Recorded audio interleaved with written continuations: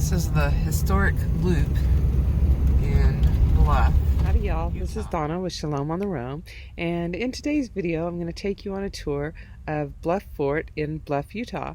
Bluff was the first Anglo community in southeastern Utah, and it was settled in April 1880 by Mormon pioneers seeking to establish a mission on the San Juan River in present-day Four Corners area. The San Juan area of southeastern Utah was then known as a refuge for lawless men, and the San Juan mission would act as a buffer for the rest of settled Utah, establish law and order, and maintain friendly relations with Indians in the area. So come tag along with me and enjoy the tour, and if you haven't yet, please subscribe, comment below, and push that like button. Yeah. Also, be sure to stick around towards the end of the video. There are a ton of wild horses, which was really cool. And that was in Montezuma Creek. And then I end up on this roller coaster road that, I mean, it was just going like this. And that was kind of funny too. So stick around to the end. Thanks. Won't you take me home? Give me with your flight. We can run away. Castle in the sky. That's Bluff Fort there. This is the Bluff Historic Fort. It says it's one of the original wagons to travel through the Hole in the Rock Trail.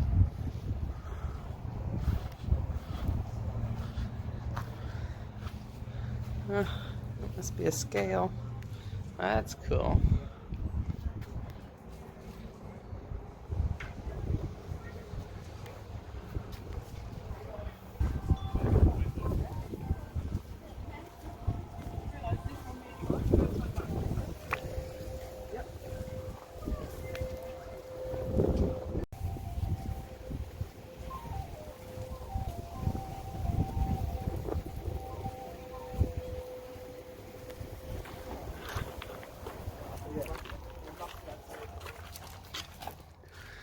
Oh, wow, much noticeably cooler inside here than outside.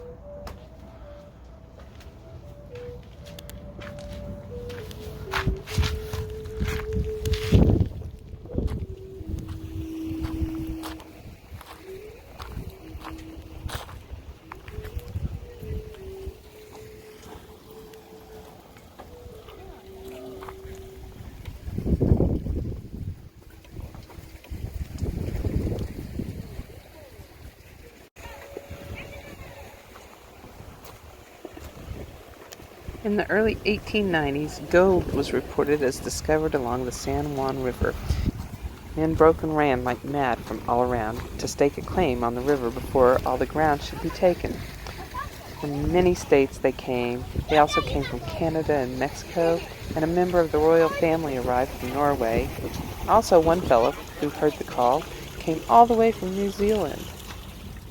The vicinity of Bluff and the river bottoms above and below for many miles were alive with camps and outfits of all sizes and kinds, from the heavy 6-horse coach to the lone tramp who trudged eagerly onward, or bummed his passage from some good-natured team-master.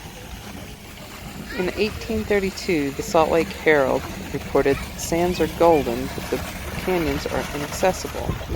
And in 1893, the Desert News reports 30 to 50 men per day were passing through Bluff on their way to the gold fields. The little gold that was found was in the form of flour gold so fine that it was impractical to extract. After a short time, prospectors gave up their claims as they failed to find the riches they had hoped for. As reported by the New York Times, also in 1893, there has been no gold taken out, and 3,000 disgusted men and 2 women were headed back for civilization. Provisions and goods of all kinds are scattered along the river for 50 miles, being practically abandoned, the owners desiring to get out of the country as fast as possible. The gold rush ended nearly as fast as it started. Albert R. Lyman stated, "They flocked in without any previous knowledge of the country, and without sufficient preparation and equipment to take care of themselves, and some of them left their dry bones on the goldless sand which had lured them to San Juan." Shall we look inside the outhouse? Oh, it's just cleaning supplies. No need to look in there.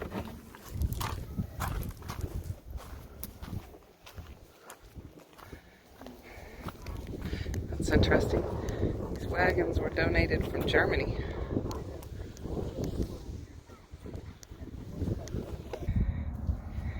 There's an interesting door latch. Pull up on it.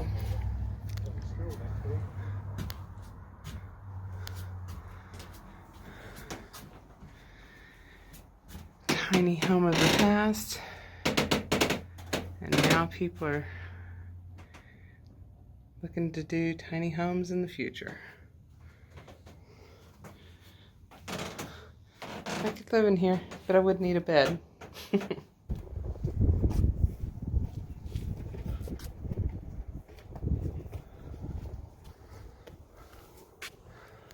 A little. The death of NC Bayless Butt, from the journal of her daughter, Lenora Butt Jones. October 10th, 1897 was a windy, cold day. While playing with the children and popping corn for us, Mother was stricken with a coughing spell. By night she was chilly. We built a fire in the fireplace. By bedtime she was worse and retired without eating. She remarked to my father that she was grateful for her new sewing machine and for the way we children had taken over the household duties. Soon she dropped off to sleep, and suddenly into convulsions. At 10 o'clock, the neighbors were summoned by my dear brother John, and Joseph Christensen was dispatched for Ed Hyde, an amateur surgeon. He came, but too late. Soon after midnight, Mother died, and also the babe which was never born. As other women had died in childbirth, so did my mother. She was 33 years old. The people were notified. They came, not a few, but many. When Uncle Hanson arrived from Thompson Spring, he and Father threw their arms around each other and wept bitterly. The funeral was held on a knoll near the house where Mother, on a beautiful spring day, had once taken me to pick wildflowers, and it was there that she had remarked to me that this would be a good place for a cemetery. I was the only one who knew that she had picked that very spot. On the day of her funeral, I was taken there to see her lowered into the grave, and recollections of that spring day eased my sorrow-torn heart. Read by Jessica Jones, great-great-granddaughter.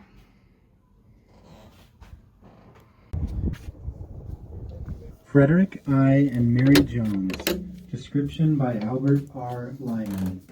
When in 1882, Frederick and Mary Jones accepted a mission call to the recently organized San Juan Mission, they left their small farm in Cedar City and joined by covered wagon to the little settlement named Bluff in the wilds alongside the San Juan River. As soon as they arrived, Fred set out to provide for his loved ones in Bluff as he had in Cedar City, but the lack of resources limited him.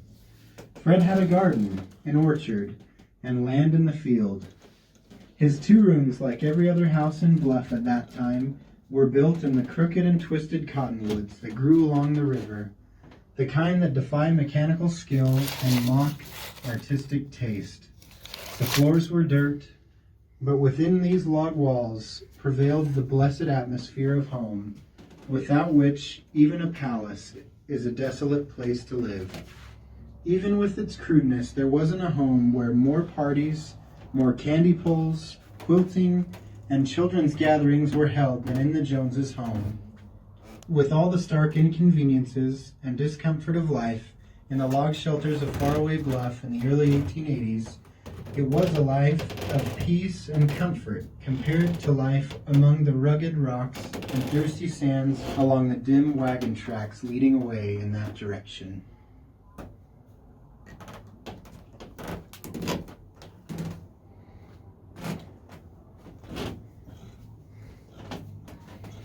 Can you imagine 2 people sleeping in a bed that size? Probably happened a lot. I don't know.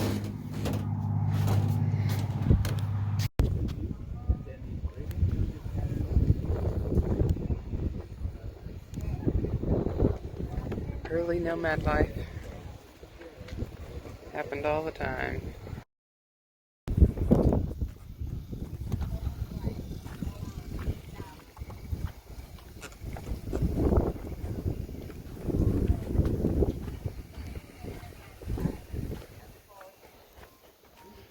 What do you suppose the extended log was for? Is it a seat?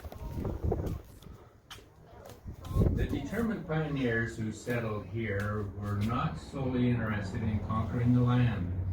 They placed great importance on educating their hearts and their minds. The glory of God is intelligence, they believed.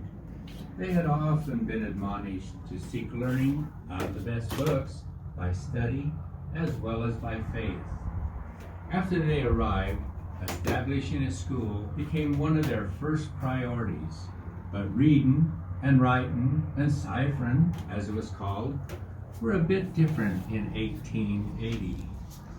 Desks were shared with other students, slates were used instead of paper and pencils, and heat in the winter came from a pot-bellied stove. The log meeting house served as the first schoolhouse. The bell on the south end called children of all ages to school. Textbooks were scarce. One teacher taught all of the grades. All lessons were recited or studied aloud. On occasion, books were lent to the school. These were treasured and thoroughly studied. Bluff's first school teachers included Ida Lyman, Sarah Cox, and Charles Walton. Compensation was very meager. Payment for Ida Lyman's teaching services was a milk cow. Wages for others came from a small tuition, which was commonly paid in kind with vegetables, fruits, meat, and bread.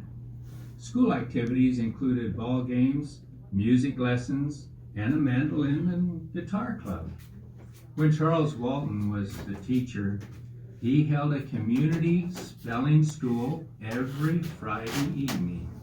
Walton also gave music lessons, directed plays, made costumes, and built scenery. The lessons taught in the log schoolhouse enabled many of the pupils to go on to college. By the turn of the century, Bluff had a higher percentage of youth attending Brigham Young Academy in Provo than did any other Utah community. Looks like they're about to make a garden.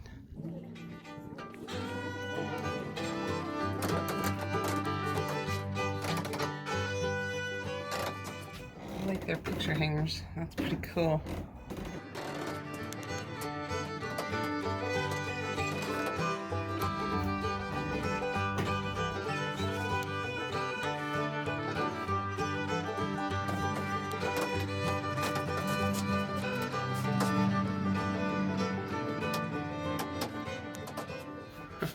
That chair says, "Please don't sit here." I would hope not, since it's hanging on the wall.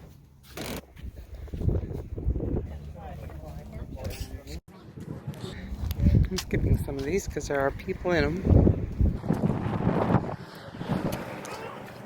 When Thales Haskell was a boy, he never imagined he would one day be called on a mission to live among Native American tribes in the West in order to learn their language, their culture, and their ways for the purpose of improving relations between Indians and the pioneer settlers.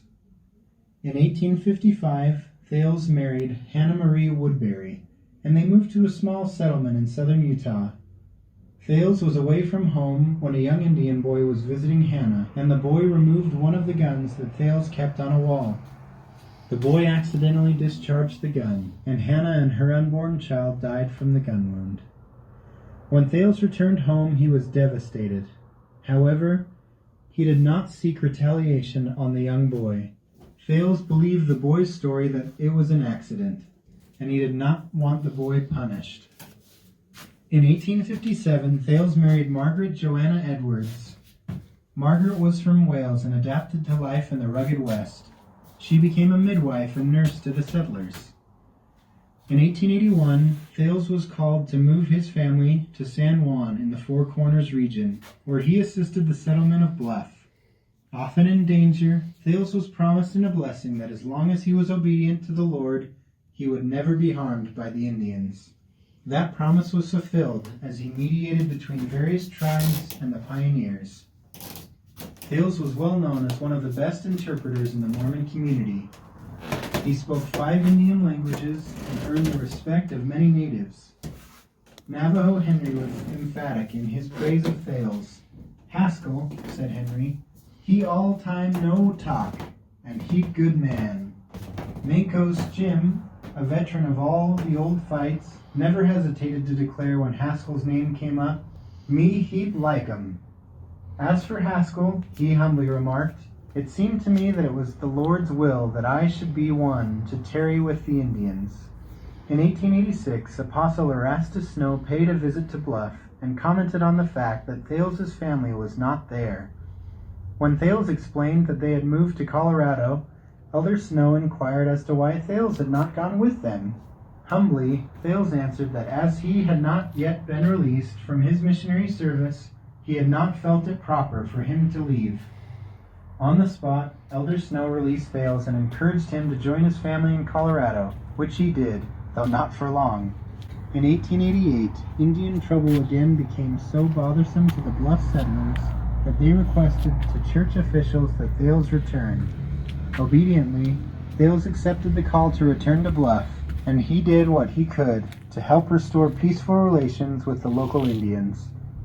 In 1891, he was released from his missionary service and returned to Colorado. Remarkably, he had spent nearly 32 years of his life as an Indian missionary. Thales passed away on 13 June 1909 in Manassas, Colorado.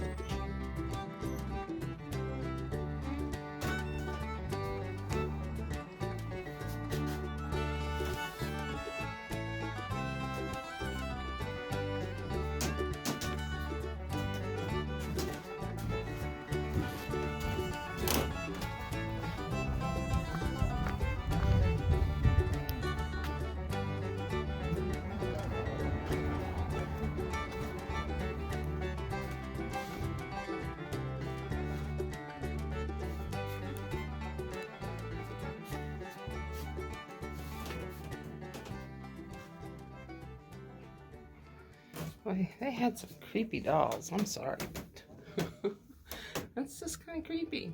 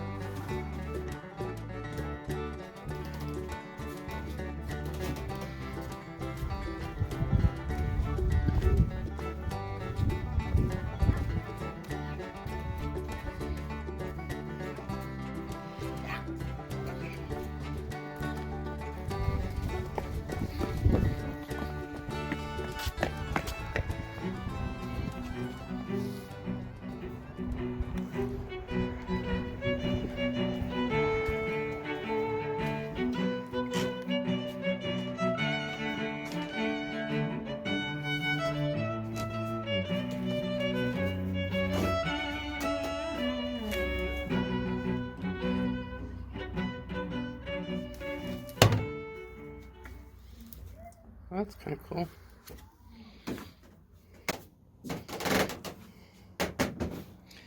More creepy dolls. I had some rag dolls that my grandma made when I was young, but their heads weren't that little. Oh, that's weird.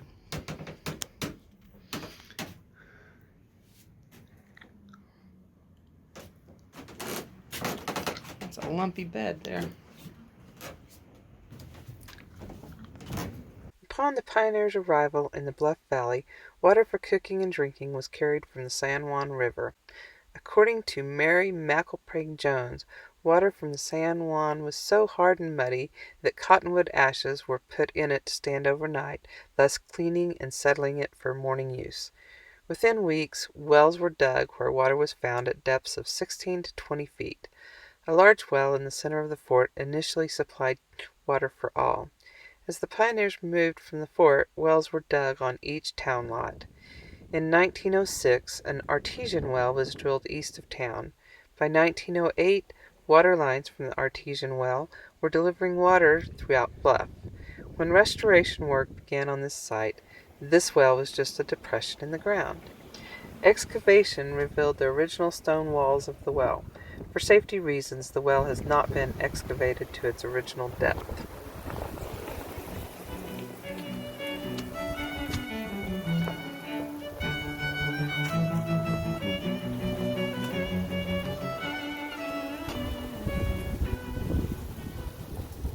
The cabins of Bluff were constructed from cottonwood trees that grew abundantly along the river banks.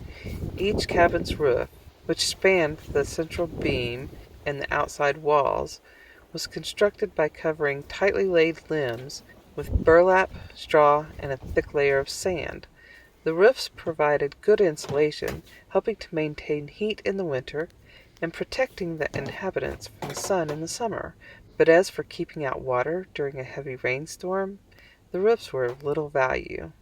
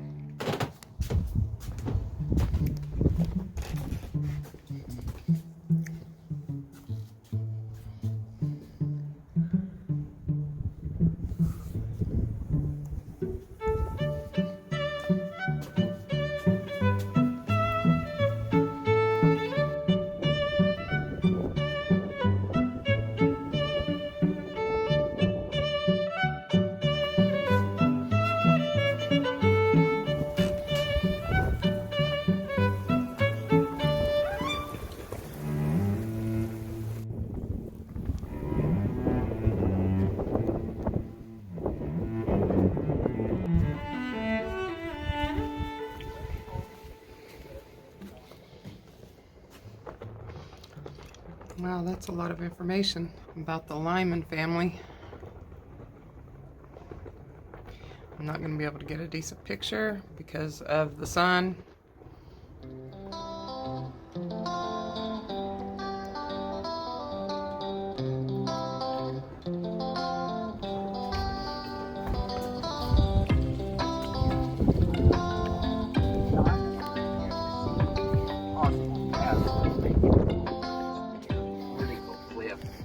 Their experience in mining and the use of explosives, they were soon nicknamed the blowers and blasters from wells. They widened the opening of the hole in the rock and then attached a rope to an almost sheer cliff. There was a ledge that one wheel could rest on, but they had to build a support for the other wheel. They wedged log staves into the slope and backfilled with rock and fill, making it possible for wagons to safely descend the 1,300-foot gorge down to the Colorado.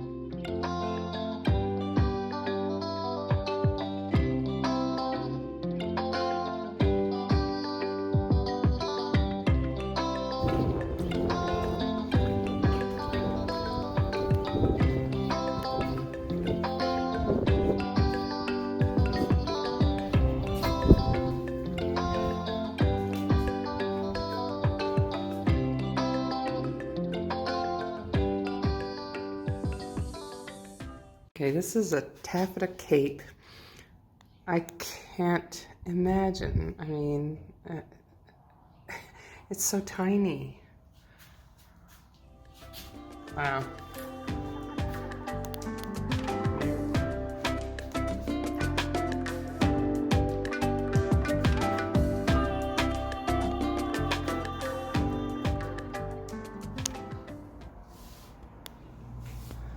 This is like a tall room.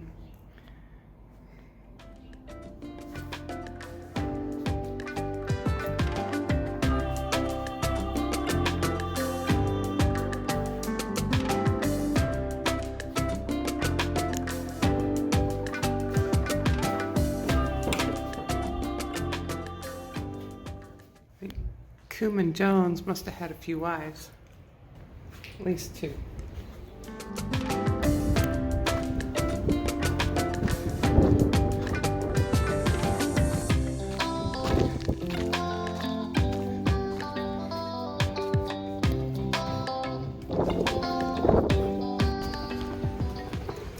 The log meeting house was built soon after the pioneers arrived in Bluff.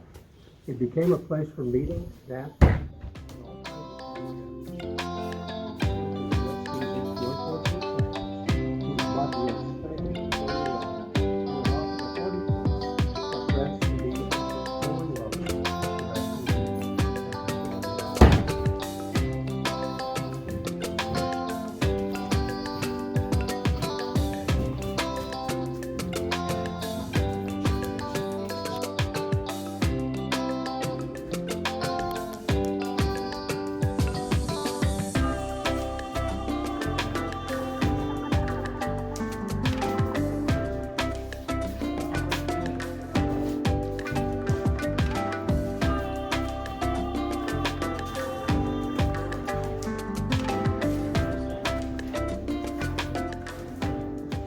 Traveling this way today, but I saw this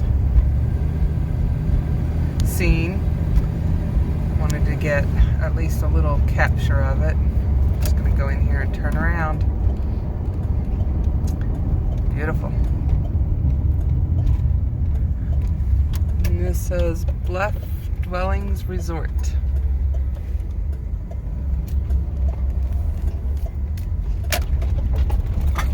In the Bluff Dwellings Resort. A nice swimming pool with a water feature inside it.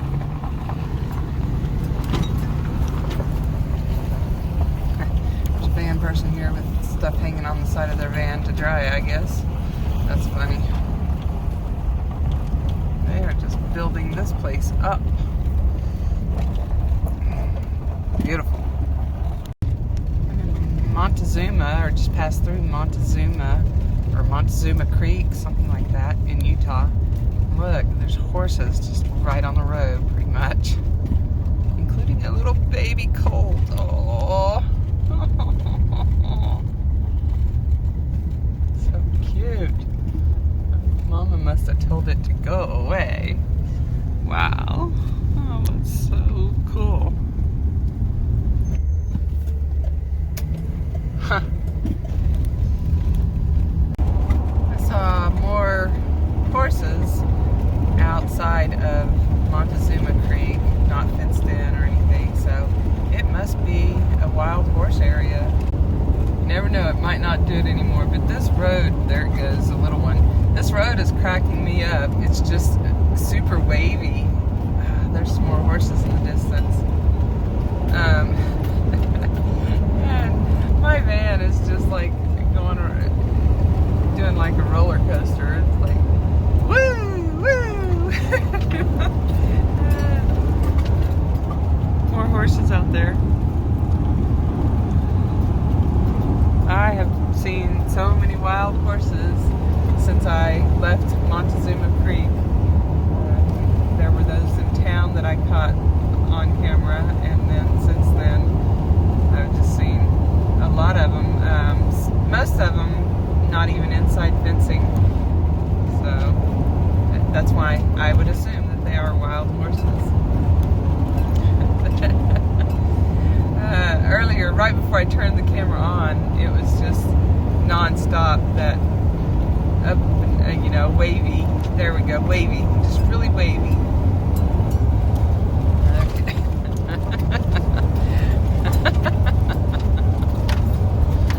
Oh, I think I might be fixing to enter Colorado.